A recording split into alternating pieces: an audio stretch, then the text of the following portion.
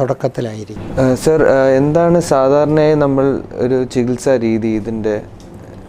ചികിത്സിക്കുന്നതിന് മുമ്പ് നമുക്കിത് രോഗനിർണയം നടത്തണം.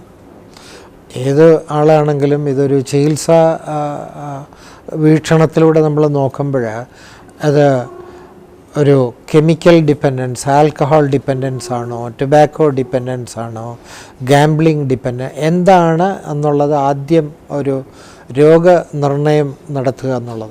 രോഗനിർണയം നടത്തുന്നത് 3 വഴികളിലൂടെയാണ്. 1, അയാളുടെ ശാരീരിക പരിശോധനകളെല്ലാം. 2, അയാളുടെ പെരുമാറ്റ വൈകൃതങ്ങൾ, രീതികൾ, അത് അയാളിൽ നിന്നും ബന്ധുക്കളിൽ നിന്നും മനസ്സിലാക്കിയിട്ട്. 3ാമത് ഈ ലാബോറട്ടറി പരിശോധന, എക്സ്റേ, സ്കാന്, അങ്ങനെയുള്ള വിഷയങ്ങളെല്ലാം നോക്കിയിട്ട്. ഇതെല്ലാം നോക്കി അയാൾക്ക് ഈ പറയുന്ന വ്യക്തിക്ക് ഏതെങ്കിലും ഒരു കെമിക്കലിന്, ഉദാഹരണത്തിന് ആൽക്കഹോൾ ഡിപ്പെൻഡൻസ് എന്ന് പറയണമെങ്കിൽ അയാൾ മദ്യപിക്കുന്ന രീതി ചോദിച്ചു തുടങ്ങും. രാവിലെ കഴിക്കാറുണ്ടോ, കഴിക്കുമ്പോൾ എത്ര കഴിക്കും, കഴിച്ചു കഴിഞ്ഞാൽ സ്വഭാവത്തിലെ പെരുമാറ്റത്തിൽ വ്യത്യാസങ്ങളുണ്ടോ, മറ്റെന്തെങ്കിലും ശാരീരിക ബുദ്ധിമുട്ടുകളുണ്ടോ, അത് നോക്കി അയാളുടെ മറ്റ് പരിശോധനകൾ ചെയ്യുമ്പോൾ ലിവറ്, ബ്ലഡ്, ബ്രെയിന്, ഇങ്ങനെയുള്ള അവയവങ്ങൾ പരിശോധിക്കുമ്പോൾ ഈ മദ്യം അഥവാ ഈഥൈൽ ആൽക്കഹോൾ എന്നാണ് രാസവസ്തു, അതുകൊണ്ട് എന്തെല്ലാം തകരാറൊക്കെ ഉണ്ടായിട്ടുണ്ടെന്നുള്ളത് മനസ്സിലാക്കാൻ പറ്റും. അതിനനുസരിച്ചാണ് ചികിത്സകൾ ആരംഭിക്കേണ്ടത്. പലപ്പോഴും ഈ ആൽക്കഹോൾ ഉപയോഗിക്കുന്നവർക്ക് മാനസിക രോഗങ്ങളും അതോടൊപ്പം സമാന്തരമായിട്ട് കാണാറുണ്ട്. അവിടെ ഞങ്ങൾ വേർതിരിക്കുന്നത് ഈ ആൽക്കഹോൾ ഡിപ്പെൻഡൻസ് എന്ന് പറയുന്ന രോഗം പ്രൈമറി ആണോ അതോ സെക്കൻഡറി ആണോ എന്ന് പറഞ്ഞാൽ, അടിസ്ഥാനപരമായിട്ട് ഇപ്പോൾ ഉദാഹരണത്തിന് അടിസ്ഥാനപരമായിട്ട് വിഷാദ രോഗമുള്ളവർ, അടിസ്ഥാനപരമായിട്ട് സ്കിസോഫ്രീനിയ ഉള്ളവർ, അടിസ്ഥാനപരമായിട്ട് മൂഡ് ഡിസോർഡർ എന്നുള്ള രോഗാവസ്ഥയുള്ളവർ, ആകാംക്ഷ കൂടുതലുള്ളവർ, അങ്ങനെ ആ ഒരു വിഭാഗക്കാർ ചിലപ്പോൾ അവരുടെ ഒരു മനസ്സിൻ്റെ ഒരു ആശ്വാസത്തിന്, ഒരു സമാധാനത്തിന് മദ്യപിച്ച് തുടങ്ങും. അത് ക്രമേണ അവർക്ക് നിയന്ത്രണാതീതമാകും. അപ്പോൾ primary diagnosis anxiety state and secondary diagnosis is alcohol dependence. ഇത് തിരിച്ചും വരാം. ആൽക്കഹോൾ അവർ ഒരു പ്രായത്തിൽ അങ്ങനെ തുടങ്ങും, ചെറുപ്പത്തിൽ അല്പസ്വല്പമൊക്കെ കഴിച്ചു തുടങ്ങും. ക്രമേണ അതിന് ഡിപ്പെൻഡൻസ് ഉണ്ടാകും, അതിൻ്റെ ടോളറൻസ് കൂടി വരും. ആ ആൽക്കഹോളിൻ്റെ ഉപയോഗം കൊണ്ട് അവർക്ക് വിഷാദ രോഗത്തിലേക്ക് അവർ പോകാം. അങ്ങനെ വരുമ്പോൾ primary diagnosis is alcohol dependence and secondary diagnosis is depressive disorder. അപ്പോൾ ഇത്തരത്തിലുള്ളത് വേർതിരിച്ച് മനസ്സിലാക്കിയിട്ടാണ് ഇതിൻ്റെ ട്രീറ്റ്മെൻറ്റ് പ്രോഗ്രാം അഥവാ റിക്കവറി പ്രോഗ്രാം.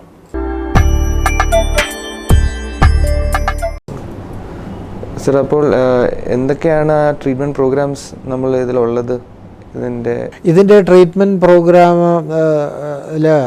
ഇത് 2 തലങ്ങളിലാണ്. ഒന്ന്, ഞാൻ നേരത്തെ പറഞ്ഞ പോലെ ആളെ ഡയഗ്നോസിസ് കൺഫേം ചെയ്യുക. 2, അയാളുടെ ഒരു മോട്ടിവേഷൻ, അയാൾക്ക് സമ്മതമുണ്ടോ ഇല്ലയെന്ന്. ഇതിപ്പോൾ മറ്റ് രോഗങ്ങൾ ചികിത്സിക്കുന്ന പോലെ അല്ല ഇതിൽ. ഇപ്പോൾ ബന്ധു കൊണ്ടുവരികയാണെങ്കിൽ അയാൾ വിസമ്മതിക്കും, എനിക്കങ്ങനെ രോഗമൊന്നുമില്ല.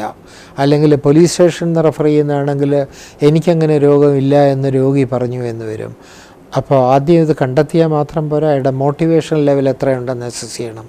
മോട്ടിവേഷൻ ഇല്ലാത്ത ആളാണെങ്കിൽ ട്രീറ്റ്മെൻറ്റിൻ്റെ ആദ്യ ഭാഗം എന്നുള്ള നിലയിൽ മോട്ടിവേറ്റ് ചെയ്യും ഫോർ റിക്കവറി.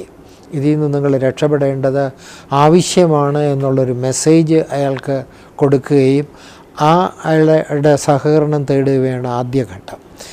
അടുത്ത സ്റ്റേജിലാണ് അയാളുടെ ശരീരം എങ്ങനെ, മനസ്സെങ്ങനെയെന്ന് പരിശോധിക്കുന്നു, അതിനുള്ള മാർഗങ്ങളും. അതിന് 3ാമത്തെ ഘട്ടമെന്ന് പറയാം, admit him to the hospital and detoxify.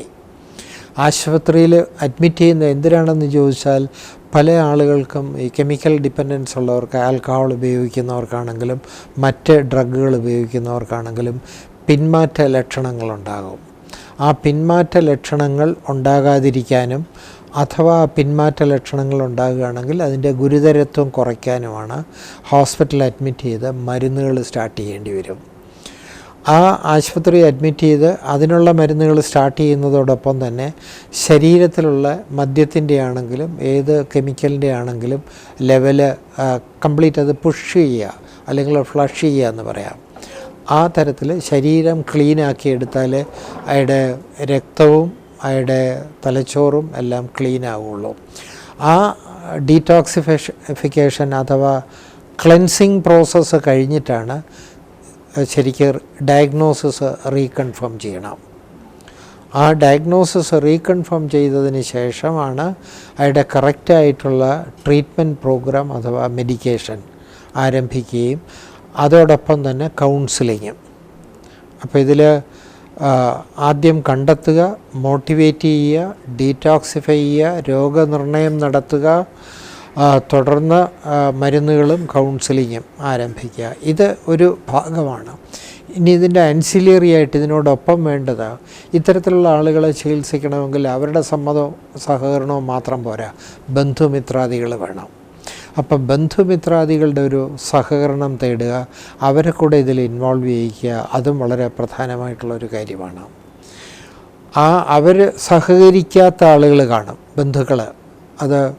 ഇതൊരു രോഗമല്ല, ഇത് അഹങ്കാരമാണ്, ഇത് അവൻ തനിയെ വിചാരിച്ചാൽ ശരിയാക്കാവുന്നേ ഉള്ളൂ, ഇതിന് ട്രീറ്റ്മെൻറ്റിൻ്റെ ആവശ്യമില്ല എന്നൊക്കെ പറയുന്ന ബന്ധുമിത്രാദികൾ ധാരാളമുണ്ട്. അവരെയും ഈ രോഗത്തിൻ്റെ ലക്ഷണങ്ങൾ എന്തൊക്കെയാണെന്ന് പറഞ്ഞ് മനസ്സിലാക്കി ഇത് ട്രീറ്റ്മെൻറ്റ് ആവശ്യമാണെന്ന് അവർക്കും കൂടെ ബോധ്യം വന്നാലേ അവർ സഹകരിക്കുകയുള്ളൂ. അവർ സഹകരിക്കുന്ന സ്റ്റേജ് എത്തിക്കഴിഞ്ഞാൽ പിന്നെ അടുത്തത് ഇതിൻ്റെ ട്രീറ്റ്മെൻറ്റ് പീരിയഡാണ്. ഇത് നീണ്ട കാലഘട്ടത്തേക്ക് വേണ്ടതാണ്. ചികിത്സാ കേന്ദ്രവുമായിട്ടുള്ള ഒരു ബന്ധം മരുന്നായിരിക്കില്ല പ്രധാനം. മരുന്നിനേക്കാളേറെ സപ്പോർട്ടീവ് കൗൺസിലിംഗ്, ഗൈഡൻസ്, അതിന് ഏത് ചികിത്സാ കേന്ദ്രത്തിലാണോ അവരെത്തുന്നത് ആ ചികിത്സാ കേന്ദ്രവുമായിട്ട് ഒരു തുടർ ബന്ധമുണ്ടായിരിക്കണം. മറ്റൊരു സംഗതി ഇതിൽ പ്രിവെൻഷൻ ഓഫ് റിലാപ്സ്, അതാണ് ട്രീറ്റ്മെൻറ്റിനോടൊപ്പം നോക്കുന്ന മറ്റൊരു കാര്യം. വീണ്ടും അവർ തിരിച്ച് ഇതിലേക്ക് പോകാനുള്ള സാധ്യത വളരെ കൂടുതലുണ്ട്. കാര്യം അത് നമ്മുടെ നാട്ടിലെ സംസ്കാരവും ബന്ധുമിത്രാദികളുടെയും കുടുംബത്തിൻ്റെ ബാക്ക്ഗ്രൗണ്ടും ഒക്കെ ആശ്രയിച്ചിരിക്കും. അപ്പോൾ അവർ തിരിച്ചതിലേക്ക് പോകാതെ നോക്കുകയും വേണം. ഇതൊക്കെ ഇതിൻ്റെ ചികിത്സാ ഘട്ടങ്ങളാണ്. പക്ഷേ ഇതിൻ്റെ ഈ അഡിക്ഷൻ എന്ന് പറയുന്നതിൻ്റെ രോഗലക്ഷണങ്ങൾ ഞാൻ വിശദീകരിച്ചില്ല. ഒന്ന്, ലഹരി വസ്തു വേണം എന്നുള്ള ചിന്ത, നിയന്ത്രിച്ച് അത് ഉപയോഗിക്കാം എന്നുള്ള ഒരു തെറ്റായ ആത്മവിശ്വാസം, ഉപയോഗിച്ച് തുടങ്ങിയാൽ നിയന്ത്രിക്കാൻ പറ്റാതാവുക, ഉപയോഗിക്കാതിരിക്കുമ്പോൾ പിന്മാറ്റ ലക്ഷണങ്ങൾ കാണുക, ഗുരുതരമായ പെരുമാറ്റ വൈകൃതങ്ങളുണ്ടാവുക, ഇതൊക്കെയാണ് ഇതിൻ്റെ പ്രധാന ലക്ഷണങ്ങൾ. അപ്പോൾ വിനോദത്തിന് വേണ്ടി തുടങ്ങുന്ന ഒരു പ്രവൃത്തി ക്രമേണ ഗുരുതരമായ ഒരു രോഗാവസ്ഥയിലേക്ക് എത്തിപ്പെടും.